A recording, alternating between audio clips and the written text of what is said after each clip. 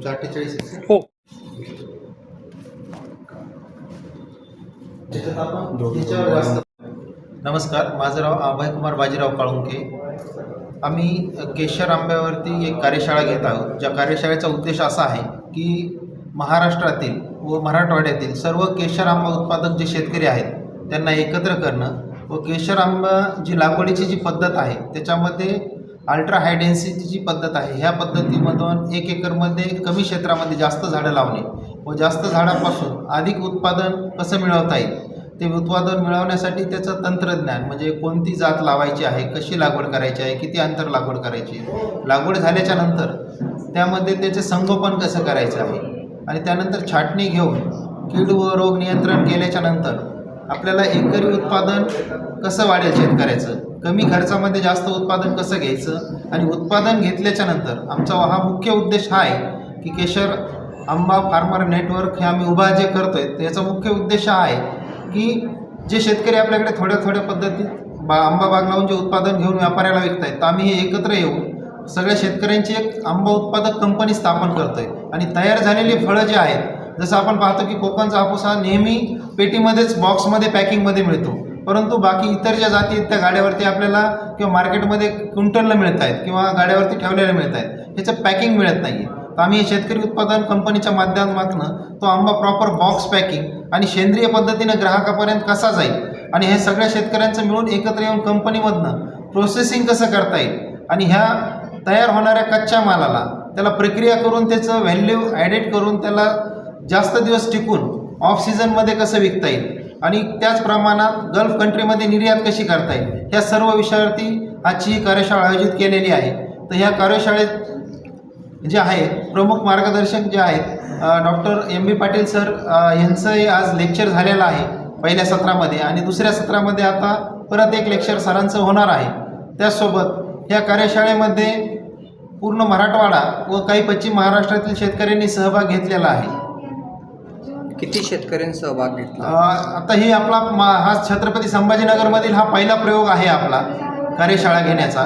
तर ह्याच्यामध्ये आज जवळपास एक 17 ते 18 शेतकऱ्यांनी सहभाग नोंदवलेला आहे. आता तुम्ही जे कोकणच्याच धर्तीवर करताय पण ही जात तुम्ही नवीन शोधली आहे आणि किती दिवसात येणार आहे?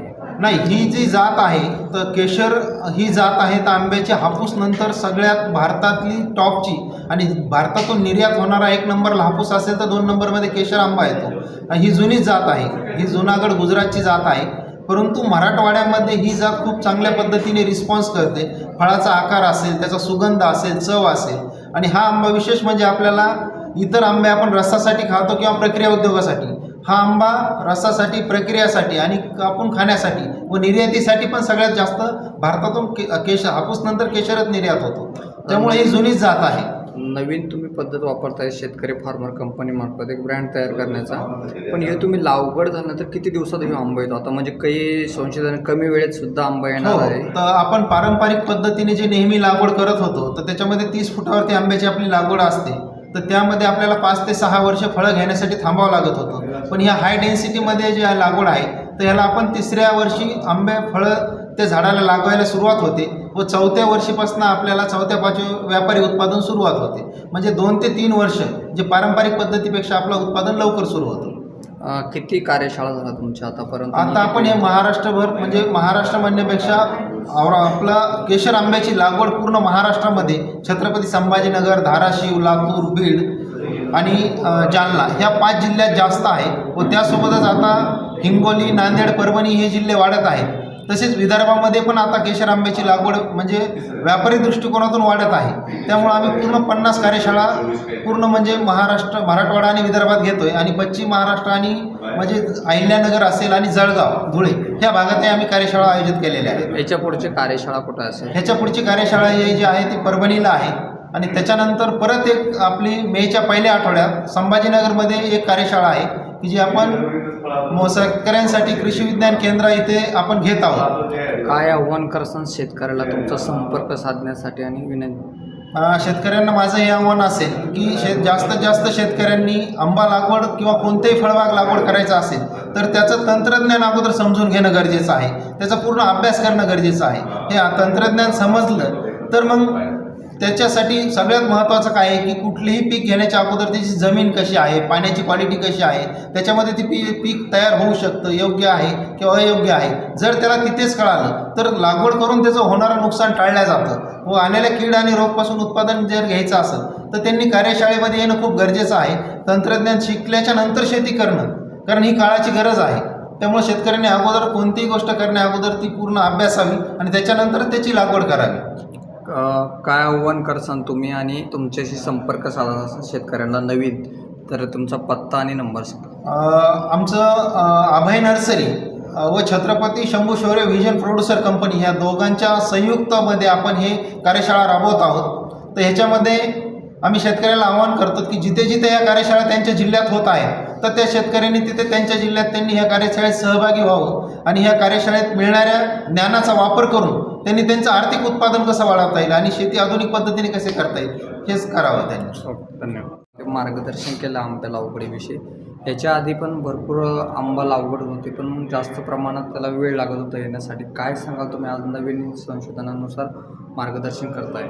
होय, यापूर्वीही आपल्याकडं 30 बाय 30 फुटावर किंवा 20 बाय 20 फूट किंवा 15 बाय 15 फुटावर लागवड केली जात होती. म्हणजे झाडांची संख्या हेक्टरी कमी असायची. उत्पादकता आपली जर पाहिली त्यावेळी तर 2.5 ते 3 टनाच्या वरी नव्हती. पण हाय डेन्सिटी किंवा घन लागवड हा जो कन्सेप्ट पुढं आला याच्यामधून आपल्या झाडांची संख्या 5 ते 7 पटीनं वाढली आणि त्यामुळं उत्पादकतासुद्धा आपली मोठ्या प्रमाणात वाढली. आता हे करत असताना, घन लागवड करत असताना शेतकऱ्यांना त्याच्या तांत्रिक बाबी शिकणं हे अतिशय महत्त्वाचं आहे आणि त्यासाठी असे प्रशिक्षण होणं गरजेचं आहे. हे प्रशिक्षण किंवा कार्यशाळा पश्चिम महाराष्ट्रात पूर्वी सुरू झाल्या पण मराठवाड्यात त्या पद्धतीनं सुरू झाल्या नव्हत्या आणि म्हणून अभयचं नक्कीच मी कौतुक करेल की त्यानं याला सुरुवात केलेली आहे. आणि या कार्यशाळेमधून फक्त आपण आंब्याच्याच बाबतीत नाही, सर्व फळपिकामध्ये ही उत्पादकता कमी खर्चात कशी शेतकऱ्यांना जास्तीत जास्त घेता येईल या दृष्टीनं नक्कीच फायदेशीर ठरल्याशिवाय राहणार नाही.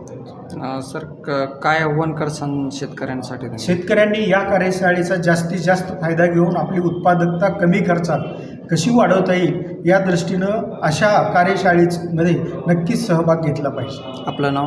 माझं नाव आहे डॉक्टर मोहन पाटील किंवा मला MB पाटील या नावानं ओळखतात. मोसंबी आणि आंबा या फळपिकामध्ये काम केलेले जवळजवळ 15 वर्ष आणि त्यामुळं महाराष्ट्रात या फळपिकामध्ये सगळीकडे प्रशिक्षणासाठी नक्कीच सहभाग घेतो. धन्यवाद.